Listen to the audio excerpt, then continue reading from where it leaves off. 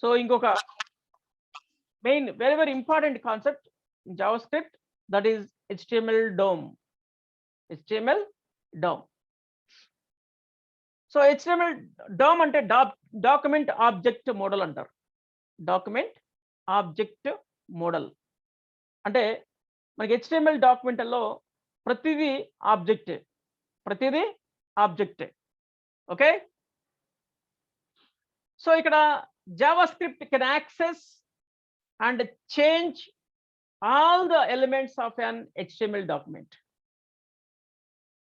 HTML document సంబంధించిన ప్రతి element ని యాక్సెస్ చేయగలుగుతుంది, చేంజ్ చేయగలుగుతుంది. ఓకే, అది మనకి చాలా ఇంపార్టెంట్. వాటిని హ్యాండిల్ చేయటం చాలా ఇంపార్టెంట్ మనకి ఫ్రంట్ ఎండ్ డెవలప్మెంట్లో. When a web page is loaded, the browser creates DOM. మనకి ఎప్పుడైతే పేజీ లోడ్ అయ్యిందో, ఇక్కడ చూడండి, పేజీ ఎప్పుడైతే లోడ్ అయిందో, పేజీ లోడ్ అయిన వెంటనే మనకి బ్రౌజర్ అంటే ఇదంతా HTML అండ్ ఇవన్నీ కూడా బ్రౌజర్ ప్రోగ్రామ్స్ కదా. బ్రౌజర్ సంబంధించిన కోడింగ్, HTML కానీ CSS కానీ JavaScript కానీ ఇవన్నీ బ్రౌజర్ కోడింగ్స్. బ్రౌజర్ డెవలప్మెంట్ అంటే వెబ్ డెవలప్మెంట్ అంటారు. వెబ్ డెవలప్మెంట్ అంటే బ్రౌజర్ మీద రన్ అవుతుంది. అది ఏ బ్రౌజర్ అయినా సరే, అది గూగుల్ క్రోమ్ అయినా అండ్ మైక్రోసాఫ్ట్ ఎడ్జ్ అయినా, ఏదైనా మొజిల్లా ఫైర్ ఫాక్స్ ఏదైనా సరే, ఒపెరా ఇలా ఏదైనా సరే, ఏ బ్రౌజర్స్ అయినా అంటే ఇంటర్నెట్ బ్రౌజర్స్ అంటాం కదా వీటిని. వీటిలో మనకి HTML డాక్యుమెంట్స్ ని మనము అంటే జనరల్ గా రన్ చేస్తుంటాం. రకరకాల డాక్యుమెంట్స్ కూడా యూజ్ చేసుకోవచ్చు మనము. ఈ డాక్యుమెంట్ ఎప్పుడైతే బ్రౌజర్లో ఓపెన్ చేసామో, బ్రౌజర్ చేస్తుందంటే దీనికి సంబంధించిన డోమ్ని క్రియేట్ చేస్తుంది. డోమ్ని క్రియేట్ చేస్తుంది. మనం దాని ఇన్స్పెక్ట్లో కూడా మనం చూడొచ్చు. సో HTML DOM అంటారు దీన్ని. HTML DOMని క్రియేట్ చేసి పెడుతుంది. ఓకే, సో ఇక్కడ దాంట్లో the page the HTML DOM model is constructed as a tree of object. అంటే ఒక ట్రీ లాగా ఇది ఈ విధంగా క్రియేట్ చేయబడుతుంది. ఎలా ఉంటుంది, ఫస్ట్ డాక్యుమెంట్ తీసుకుంటే దాంట్లో రూట్ ఎలిమెంట్ ఉంటుంది. Root element means HTML. దీనికి 2 చైల్డ్స్, HTMLకి 2 చైల్డ్స్ ఉంటాయి. One is head, second one is body. నేను మీకు ఇప్పుడు ఇక్కడ చూపించాను. దీనికి మెయిన్గా చూసారా, HTML అనేది రూట్ అనమాట. అది దీనికి 2 చైల్డ్స్ ఉంటాయి, హెడ్ అండ్ బాడీ. హెడ్లో ఇంకా కొన్ని మనకి హెడ్కి ఇంకా కొన్ని ఎలిమెంట్స్ ఉంటాయి. దాంట్లో వచ్చేసి టైటిల్ అని చెప్పేసి ఇంకా మనకి టైటిల్ ఏదైనా ఇవ్వచ్చు. ఓకే, అండ్ మెటాడేటాస్ ఇలా చాలా ఉంటాయి. ఎగ్జాంపుల్ టైటిల్ ఇక్కడ పెట్టాను నేను. ఇంకా కొన్ని ఉంటాయి. చాలా అంటే ఎన్నంటే ఉండవు, దానికి లిమిటెడే ఉంటాయి. ఈ హెడ్కి సంబంధించిన చైల్డ్స్. అదేవిధంగా బాడీకి కూడా చాలా ఎలిమెంట్స్ ఉంటాయి. ఏంటి, H1 అని చెప్పి H1 దగ్గర నుంచి H2, H3, H4, H6 అని పారాగ్రాఫ్స్, మనకి ఇంకా టేబుల్స్, ఇమేజెస్, ఇలా చాలా లిస్టులు, ఇలా చాలా ఉంటాయి. మనకి చాలా ఎలిమెంట్స్ ఉంటాయి. అవన్నీ కూడా బాడీ చైల్డ్స్. సో ఇక్కడ టైటిల్కి వస్తే, హెడ్కి సంబంధించిన చైల్డ్ టైటిల్కి వస్తే, టైటిల్కి సంబంధించిన టెక్స్ట్ ఉంటుంది. H1 అంటే H1 సంబంధించిన టెక్స్ట్ ఉంటుంది. అండ్ పారాగ్రాఫ్స్ సంబంధించిన టెక్స్ట్ ఉంటుంది. వాటిని కూడా మనం మెయింటైన్ చేయొచ్చు. అవి కూడా మనకి ఆబ్జెక్ట్సే. వాటిని కూడా ఆబ్జెక్ట్ లాగే మనం వాటిని ట్రీట్ చేయొచ్చు. ఇది డాక్యుమెంట్ ఆబ్జెక్ట్ మోడల్ చూడటానికి ఈ విధంగా ఉంటుంది. దీన్ని మనం అర్థం చేసుకుంటే ఈజీగా జావాస్క్రిప్ట్ తోటి ఈ HTML DOMని HTML ఎలిమెంట్స్ని ఈజీగా మనం జావాస్క్రిప్ట్తో హ్యాండిల్ చేయొచ్చు. అసలు HTML డాక్యుమెంట్ని కూడా మనం జావాస్క్రిప్ట్తోనే డాక్యుమెంట్ కూడా క్రియేట్ చేయొచ్చు అనమాట. ఇలా okay, so with the object model, JavaScript gets all the power it needs to create dynamic HTML. గుర్తుపెట్టుకోండి, డైనమిక్ HTML అంటే మనము ఇవన్నీ మనకి ఫ్రేమ్వర్క్స్ ఉంటాయి కదా, రియాక్ట్ JS కానీ ఇలాంటి ఫ్రేమ్వర్క్స్ ఉంటాయి కదా, అవన్నీ కూడా ఈ కాన్సెప్ట్స్ దీని ప్రకారమే పనిచేస్తుంటాయి, గుర్తుపెట్టుకోండి. JavaScript can change all the HTML elements in the page, can change all the HTML attributes in the page. గుర్తుపెట్టుకోండి, ఎలిమెంట్స్ ని చేంజ్ చేయగలుగుతుంది, ఎలిమెంట్స్ కి సంబంధించిన అట్రిబ్యూట్స్, ఎలిమెంట్ కి సంబంధించిన అట్రిబ్యూట్స్ అంటే ఇక్కడ ఎలిమెంట్స్ అంటే ఫర్ ఎగ్జాంపుల్ పారాగ్రాఫ్ అనేది ఒక ఎలిమెంట్, H1 అనేది ఇంకొక ఎలిమెంట్, స్క్రిప్ట్స్ అనేది ఇంకొక ఎలిమెంట్, ఇవన్నీ ఎలిమెంట్స్. ఇక్కడ వాటి అట్రిబ్యూట్స్ అంటే ఏంటో తెలుసా? ఇక్కడ చూడండి, SRC అనేది అట్రిబ్యూట్, ఇక్కడ ID అనేది అట్రిబ్యూట్, దీనికి ఏమి అట్రిబ్యూట్ ఇవ్వలేదు అంటే ఇవ్వచ్చు, చాలా అట్రిబ్యూట్స్ ఉంటాయి, చాలా అట్రిబ్యూట్స్ ఉంటాయి ఈ ఎలిమెంట్స్కి. మీకు HTML కోర్సులో HTML నేర్పించినప్పుడు ఉంటుంది, మీకు ఆల్రెడీ నేను వీడియోస్ పెట్టాను స్టార్టింగ్, దాన్ని చూడొచ్చు. Okay, so elements and attributes, elements and attributes. And JavaScript can change all the CSS styles in the page. CSS styles ని కూడా మార్చగలుగుతుంది JavaScript, CSS ని కూడా మార్చగలుగుతుంది అన్నమాట. And remove existing HTML elements and attributes. అంటే add చేయటము, change చేయటమే కాకుండా remove చేయగలుగుతుంది అండ్ యాడ్ చేయగలుగుతుంది. అంటే చేంజ్ చేయగలుగుతుంది, రిమూవ్ చేయగలుగుతుంది, యాడ్ చేయగలుగుతుంది. New elements and attributes.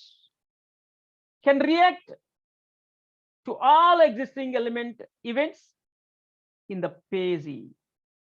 అంటే యూజర్ పేజీలో ఉన్నప్పుడు అతను చేసే యాక్టివిటీస్ అంటే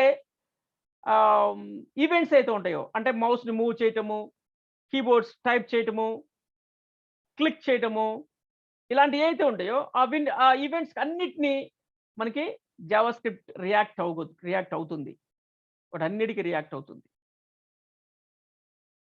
and create new HTML event in the page. HTML తో సంబంధం లేకుండా JavaScript ద్వారానే HTML ఈవెంట్స్ ని కూడా మనం క్రియేట్ చేసుకోవచ్చు.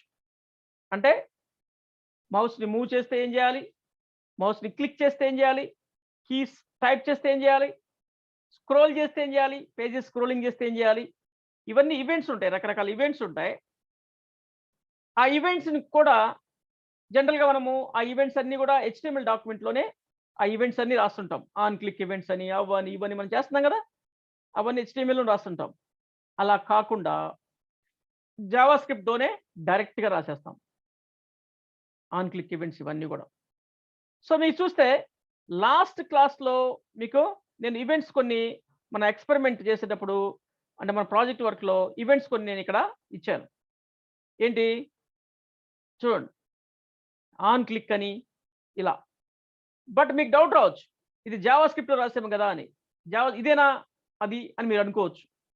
నో, ఇది HTML, ఇది HTML.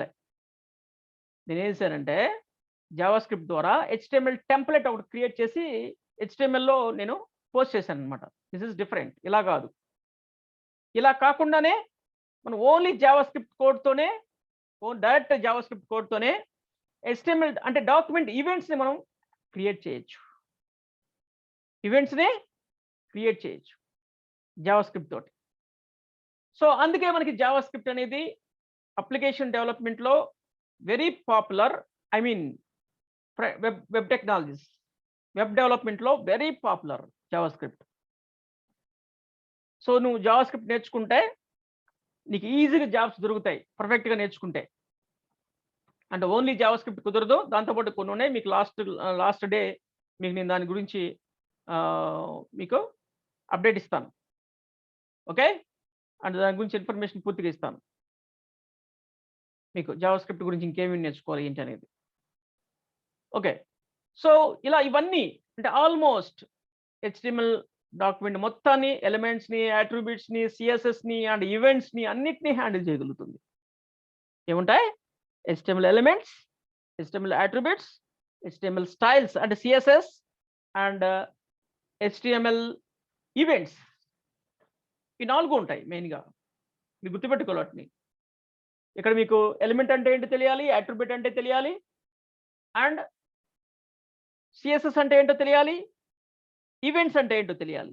ఇవి 4 తెలిస్తే చాలు మీకు HTML వచ్చేసినట్టే లెక్క, HTML వచ్చినట్టే లెక్క. Okay, elements, attributes, styles, and events. ఈ 4 వస్తే నీకు మొత్తం ఒక వెబ్‌సైట్ నువ్వు తయారు చేయగలుగుతావు అంతే పర్ఫెక్ట్‌గా. బట్ జావాస్క్రిప్ట్ వస్తే ఇంకా డైనమిక్‌గా ఆ పేజ్‌ని మార్చగలుగుతావు జావాస్క్రిప్ట్‌తో చేస్తే. సో వీటన్నిటి ఎందుకంటే జావాస్క్రిప్ట్ వీటన్నిటిని చేయగలుగుతుంది. బట్ జావాస్క్రిప్ట్ లేకుండా ఇవన్నీ కూడా మనం చేయొచ్చు కదా అని అనుకోవచ్చు మీరు. బట్ జావాస్క్రిప్ట్‌లో అడ్వాంటేజ్ ఏందంటే ఇది ప్రోగ్రామింగ్ లాంగ్వేజ్. ఇది ఒక programming language. So what? Programming language అయితే ఏంటి అని మీరు అనొచ్చు. అంటే జావాస్క్రిప్ట్ లేకుండానే మనం హెచ్‌టీఎంఎల్ ఎలిమెంట్స్‌ని క్రియేట్ చేసాము, అట్రిబ్యూట్స్‌ని యాడ్ చేసాము, సీఎస్ఎస్‌ని రాసాము, ఈవెంట్స్ రాసాము. మరి ఎందుకు మనకి జావాస్క్రిప్ట్ అని అంటే ఇది ఒక ప్రోగ్రామింగ్ లాంగ్వేజ్ అన్నాం కదా. ప్రోగ్రామింగ్ లాంగ్వేజ్ అయితే ఏంటి అంటే లాజికల్‌గా వర్క్ చేయొచ్చు మనం ఇక్కడ. లాజిక్స్ రాయొచ్చు. కండిషన్స్ పెట్టి పనిచేసేటట్టు చేయొచ్చు. లూప్స్ వాడొచ్చు. డైనమిక్‌గా డేటాను అప్డేట్ చేయొచ్చు. ఇలా. ఓకే. ఆబ్జెక్ట్స్ క్రియేట్ చేసి సింపుల్‌గా ప్రోగ్రామింగ్ చేయొచ్చు. ఓకే. అందుకని మనకి జావాస్క్రిప్ట్‌తో ఇవన్నీ చేయగలం కాబట్టి జావాస్క్రిప్ట్ మనకు చాలా యూజ్‌ఫుల్ ఫ్రంట్ ఎండ్ డెవలప్‌మెంట్‌లో. The DOM's standard is separated into 3 different parts: core DOM, XML DOM, HTML DOM.